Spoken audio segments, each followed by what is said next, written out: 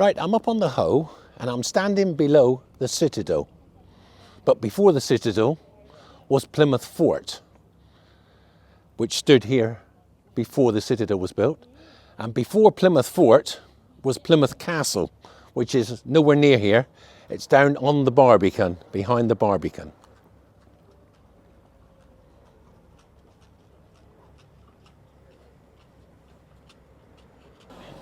Now, why was the fort built here? Well, after the Spanish Armada of 1588, Sir Francis Drake and the Mayor of Plymouth decided that this port, this town, needed a major defence. So they applied to the Queen Elizabeth, for permission to build Plymouth Fort, a fort up on the east end of the Hoe. It took a few years to get permission, but the Queen gave them permission, and the fort itself was started here in the early 1590s.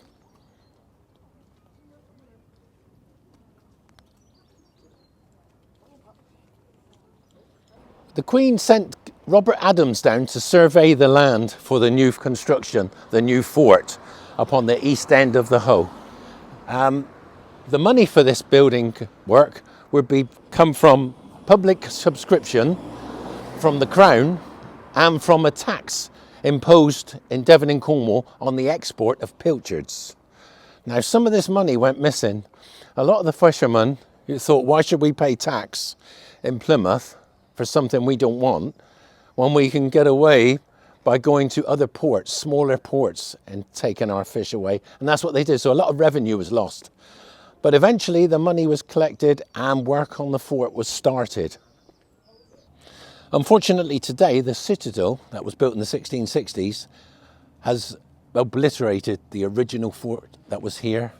It was quite an extensive work, but I believe you can still see parts of the original fort. This wall, I'm convinced, is part of the original fort that was left here.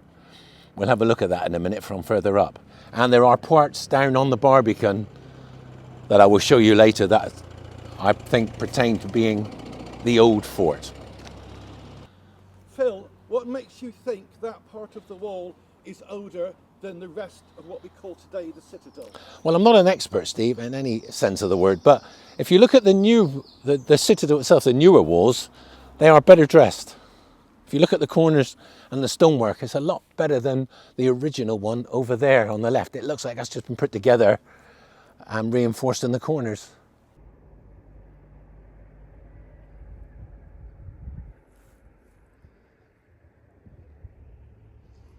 We've come up now to the top of the wall, what I believe is the original fort wall, between the new Citadel and the old fort.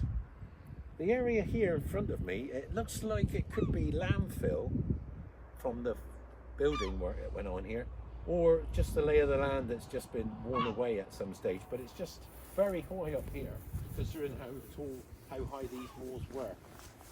They were originally built to be 13 foot high, and below, where possible, was a 12-foot ditch, so that made them 25 foot of walling, really. At the base, at the bottom of the hill, of the wall, walls were over 4 foot thick, and at the top, they were over 2 foot 4, 2 foot 6. So by measuring with my hand, which my span is 8 inches, that is nearly 24 inches. So that would conform with the actual size of the wall that was built here. Well, Plymouth Fort was built to conform with the landscape. And this area was very hilly. You can see now when you look at the new Citadel that the walls, it's not a flat surface. Plymouth Fort was the same. It was triangular in shape with a main gateway around the corner over by the Barbican that led down. We are in this area here. If you look at the map, this map was endorsed by the first governor of Plymouth Fort, Sir Ferdinand O'Gorgas, and it shows the early stages of the construction, which were a number of gun platforms that were on the Hoe before the fort was built to protect us from sea attack. These were replaced, a lot of the platforms were replaced and connected with walls, and these were behind us. Now, these were then attached to the new build, the actual Plymouth Fort, which is triangular in shape, conformed to the land, as I said, because there's a lot of hills up here, so it's easier than knocking them down is to build around them or over them. So this is why it's such a strange shape. There's places for the soldiers to live. There's a chapel in there, and it cost a lot of money and it took a lot of work, and it was really never ever completed, as I said before, which is a shame, because that's one of the reasons why the Citadel was built.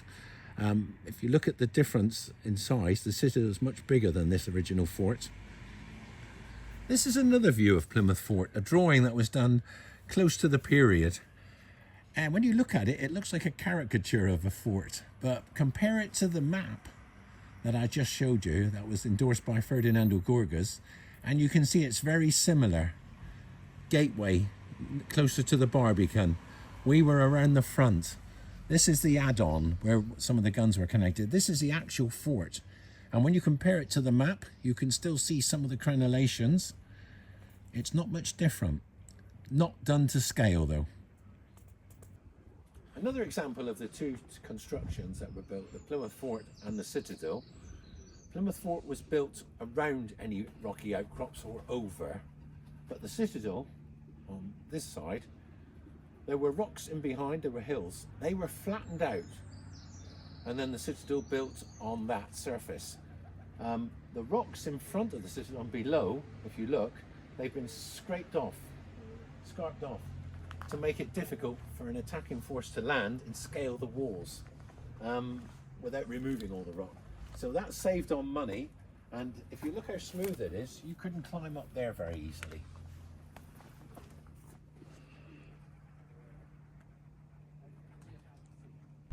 If you look there, Steve, just where the bottom of the wall hits the level of the limestone, you see how that's been cut off. That's It's dead straight, isn't it? Nearly dead straight. So someone's chiseled that away, hammered and chiseled that away to make it flat for the wall to come down on.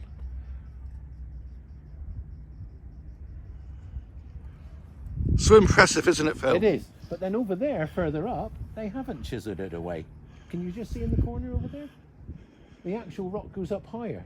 So they've built on there. Whether that's just laziness or what, I don't know. But you can see a perfect example here. Look at how flat it is. Yeah. I'm going to talk about the people now, some of the governors in charge of the fort. The first man to come here was Sir Ferdinando Gorgas, a Somersetshire gentleman who came here in the 1590s. Now, previous to that, he'd fought the Spanish in the Dutch War, and in France, he fought in the religious wars in France. And he was captured by the Spanish prior to the Armada. And shortly after the Armada, he was released, and in 1591, he was knighted by Queen Elizabeth. Shortly after that, a few years later, he was sent to Plymouth to take charge of the new fort. And he was involved in some of the construction and the garrison. He was in charge of the garrison. Now, this didn't please the Plymouth civic authorities, the mayor and his aldermen. They always thought that the defence of Plymouth was down to them. And it was in the old days. They would be in charge of the castle, and if in time of trouble, they would go in the castle and each alderman would have his assigned tower, and the mayor would choose the best one, of course. But these things changed with the building of the fort, and the castle went into disrepair. It was a royal governor was appointed by the Queen, so the Crown was in charge of the new fort going up. Now, this caused a lot of problems. At one stage, the city said there were a lot of the soldiers in Plymouth from the fort were causing problems, thieving, fighting, and the Gorgas believed that these men should come under his control and only he could punish them.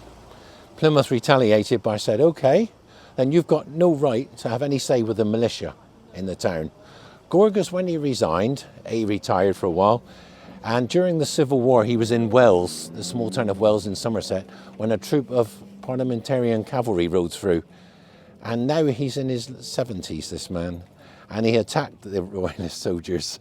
But because he was so old, they did nothing to him, they let him go.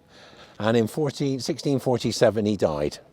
That was the first governor, and the man who had the most influence on Plymouth Fort. After Gorgas finished his governorship, a man called Sir James Bagg took over, but he was only there for 3 years. Sir James Bagg from Saltram House was a very corrupt person, and his governorship lasted 3 years. He wasn't well liked in Plymouth. He was a very good friend of the Duke of Buckingham during the wars between the religious factions in France, when England sent ships over to help the Protestants. Sir James Bagg and Buckingham skimmed off some of the money that was meant for the sailors, caused a lot of problems in Plymouth, so he wasn't forgotten for that. After him, shortly after, came Sir Jacob Astley, a veteran of the 30 Years' War, and I've got a picture of him here which I'll show you in a minute. He was governor of Plymouth for 4 years, but he was very close to the King, Charles I, and he helped the King during his wars with the Scots in the late 1630s, so he was away from Plymouth much of the time. When he was here, he enjoyed going around with his soldiers and breaking up meetings of Puritans in their private homes. He spent a lot of time doing that. He was very royalist, and if he had stayed here, there was the possibility that Plymouth might have come out for the King because he had control of the garrison here. It wasn't to be. At the outbreak of civil war, Charles I called Jacob Astley to join his army, and he commanded the infantry at the Battle of Edge Hill. He was one of the last royalists to surrender. He fought at one of the last fights of the war with only a small army at Stowe, where he was defeated. So that was our last real royalist governor. When the Civil War came, the fort was commanded by Captain Thomas Arundel. It was only a sort of lookout point because most of the action around Plymouth occurred north of Plymouth on the outworks there. So the fort here was just a lookout post, maybe 50, 60 men. There was a master gunner called George Creagy who was in the garrison between 1643 and 1648. And that was the story of Plymouth Fort. Shortly after that, the citadel was built and the fort was pulled apart. Just as an afterthought, we're down here by Phoenix Wharf. And if you look over there to the citadel, you will see something unusual. If you look up to your right, in front of the citadel, there's a piece of walling with crenellations. In my opinion, that's the original fort. That's part of Plymouth Fort. It's consistent with the rest of the fort, the citadel up there, but it is on the line of the old fort, and it's just left there. There's no point in it being there, really. Just to recap, there were 3 fortifications in Plymouth. The castle, which is down on the right, closer to the Barbican, and Plymouth Fort, which is here behind us, and the citadel. The fort and the citadel occupy much of the same ground, and for years I thought that there was nothing left of Plymouth Fort, but I believe there's evidence to show that parts of the old fort are still here. If you've noticed on this film, the quality of the sound alters. Well, it seems to be whenever we stand close to the limestone and granite walls of the citadel. This shouldn't be the issue because we're using latest high-tech systems. And yet it appears when we're filming close to the walls, the microphones decide to do their own thing. And when we come back away, they work as they should. So perhaps when people say there's power in crystals, they're right.